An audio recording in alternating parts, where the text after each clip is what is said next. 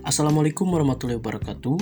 Pada pertemuan kali ini kita akan coba mempelajari aplikasi yang bernama Microsoft Excel.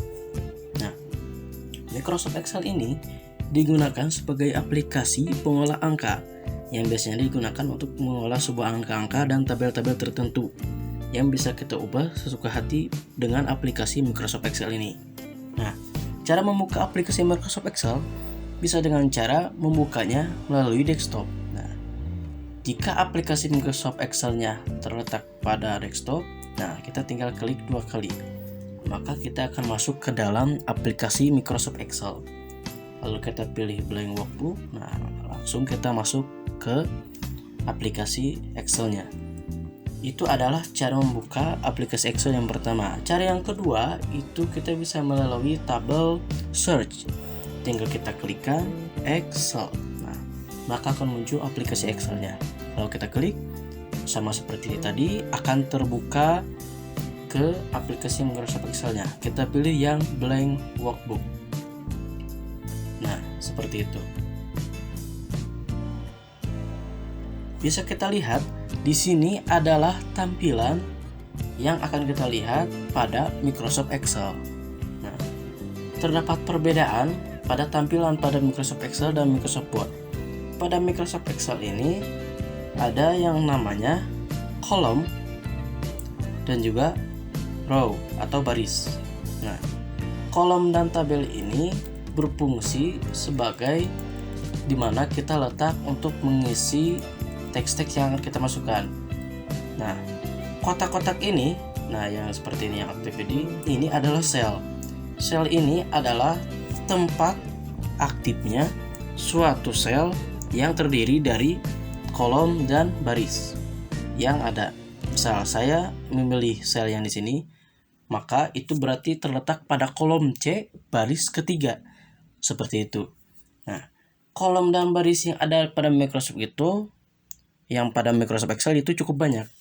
Nah, kita coba cek dengan cara CTRL kanan. Nah, kita bisa lihat kolom yang ada pada Microsoft Excel itu bisa mencapai kolom XFD. Nah, kita kembali lagi, dan untuk barisnya, row-nya itu bisa mencapai 1.048.576 baris yang ada pada Microsoft Excel. Itu cukup banyak ya.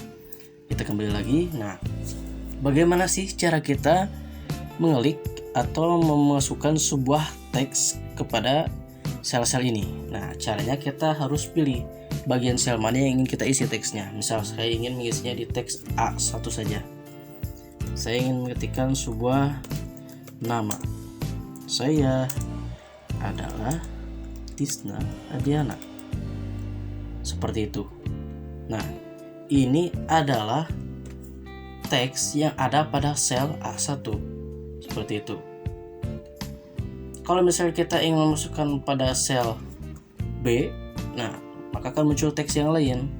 Jadi teks yang ada pada sel A1 dan sel yang ada pada B1, teksnya itu tidak bentrok, tapi isinya saja yang berbeda. Nama saya adalah Sat. Seperti itu. Bagaimana agar sel-sel ini isinya kelihatan dan tidak bentrok? Caranya kita tinggal mengubah lebar kolomnya atau lebar barisnya. Kita tinggal geser yang ini. Nah, seperti ini. Kita bisa geser. Kolom yang B juga kita bisa geser. Nah, seperti ini. Isi pada kolomnya itu, isi pada selnya dapat berbeda-beda. Itu yang membedakan pada Microsoft Excel dan Microsoft Word. Nah, lalu kita akan mempelajari beberapa menu-menu sederhana yang ada pada Microsoft Excel. Nah, itu tadi cara memasukkan teks pada sel. Lalu untuk selanjutnya yang di bawah ini ada yang namanya sheet. Sheet ini adalah lembaran kerja yang ada pada Microsoft Excel. Jadi kita tidak perlu membuat sebuah dokumen baru, cukup menambahkan lembar baru saja. Menambahkan halaman baru dengan cara kita pilih new sheet. Nah, pasti akan terbentuk sebuah halaman baru yang kosong. Kita bisa membuatnya banyak sheet di sini. Nah, seperti yang kita mau. Kalau saya cukup untuk membuat satu sheet saja. Kalau kita ingin menghapus sheetnya, kita bisa lakukan dengan cara klik kanan, nah lalu delete. Nah, kita akan menghapus sheetnya. Sheet 4 kita delete lagi, sheet 3 kita delete lagi, dan sheet 2 nya kita delete lagi. Nah, seperti itu. Dan juga baris C ini juga bisa kita perlebar. Nah, misal saat kita ketikkan teks di sini, kalau misal kita ketikkan selnya saja lalu kita klikkan teks, misal, maka teks yang tadi akan terhapus. Bagaimana caranya agar teks yang tadi kita ketikkan tidak terhapus? Nah, kita harus mengetikkannya melalui formula bar yang ada di sini. Nah, kita klik teksnya, baru kita isi teksnya. Saya berada di, misalnya kita menambahkan teks. Nah, teksnya akan bertambah. Kalau misalnya kita tidak isi melalui formula bar, saat kita isi teks yang lain, isinya juga akan hilang, isi teks yang tadi. Seperti itu.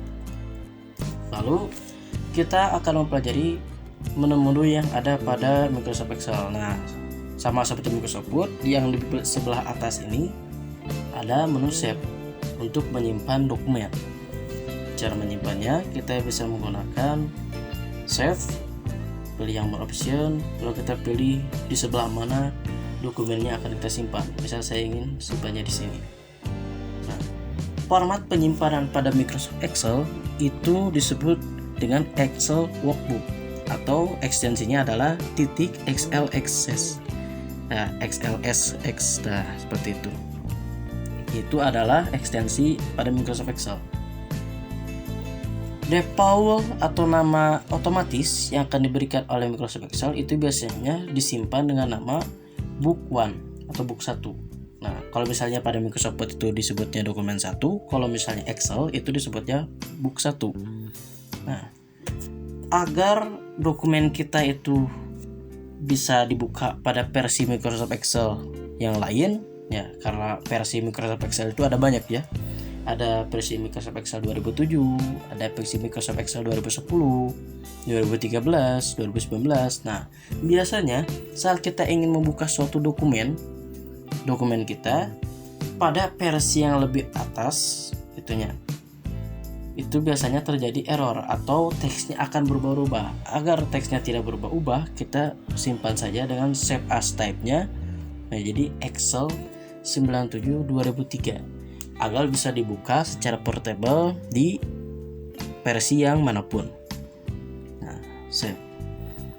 Itu cara menyimpan dokumen. Nah, lalu selanjutnya ini ada akses toolbar yang lain, quick access-nya, yaitu undo dan redo.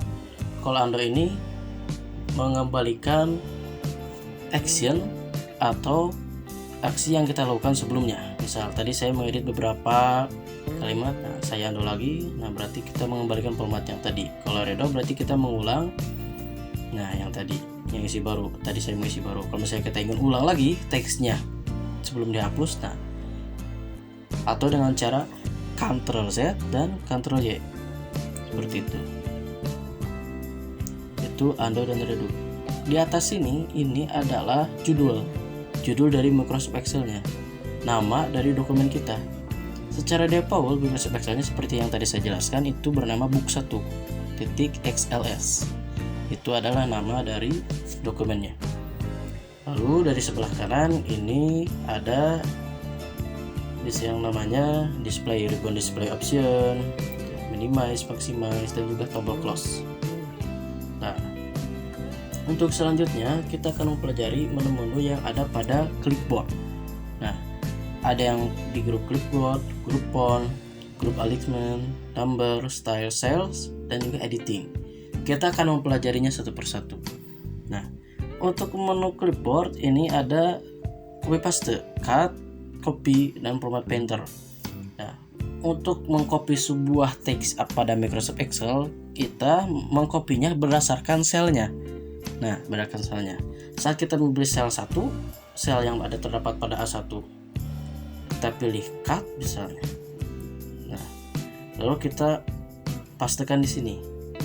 Nah, maka yang akan terquote oleh dokumennya itu berdasarkan teks yang ada pada semua selnya. Seperti itu. Kalau misalnya kita ingin mengcopy beberapa kalimat saja, kita tinggal akses di formula barnya. Nah, misal saya ingin mengcutnya segini, kita cut. Nah, maka pastikan lagi di sini. Nah, maka hanya akan beberapa kalimat saja yang akan kita cut atau copy. Copy juga sama, di copy. Nah, kita pastikan di sini. Nah, seperti itu. Kalau misalnya kita ingin mengcopy hanya sebagian saja, misalnya cuma adalah, kita copy. Nah, kita pastikan lagi. Seperti itu. Jadi kita harus perhatikan saat ingin membuat teks atau ingin mengcopy dan meng-cut teksnya, kita harus perhatikan sel dan juga formula bar seperti itu. Lalu untuk selanjutnya, untuk format painter sama saja. Lalu untuk di grup font, kita bisa mengubah jenis-jenis huruf atau style teksnya. Misal, kita ingin mengubah teks pada sel ini. Jenis hurufnya saya ingin ubah menjadi Arial misalnya. Lalu untuk ini ada font size yang digunakan untuk mengubah ukuran dari teks tersebut. Misal saya ingin memilihnya menjadi ukurannya 12. Nah, lalu untuk tombol selanjutnya itu ada increase font size dan juga ada decrease font size. Itu untuk mengecilkan dan membesarkan teks tersebut secara manual satu persatu. Misal saya ingin kecilkan, nah, lalu saya ingin perbesar lagi. Nah, seperti itu. Nah, untuk di bawahnya sama. Ini ada menu bold. Bold ini kita gunakan untuk menebalkan suatu huruf. Nah, saat kita pilih bold, nah maka hurufnya akan menjadi tebal.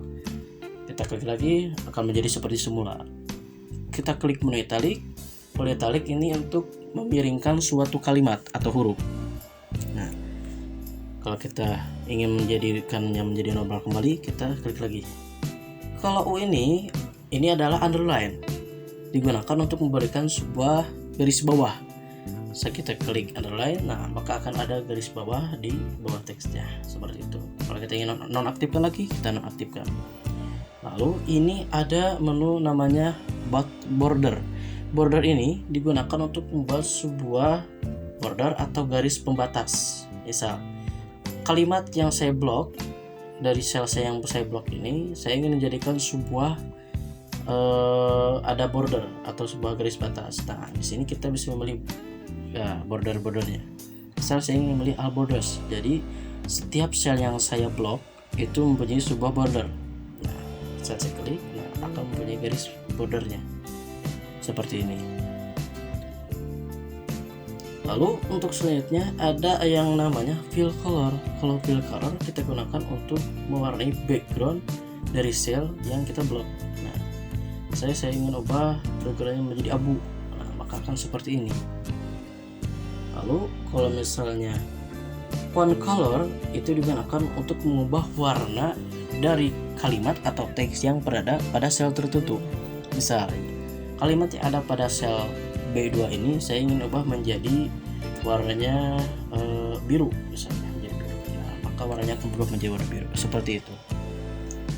Lalu untuk selanjutnya di bagian menu alignment di sini ada beberapa menu yang bisa kita gunakan untuk mengubah arah dari kalimat tersebut.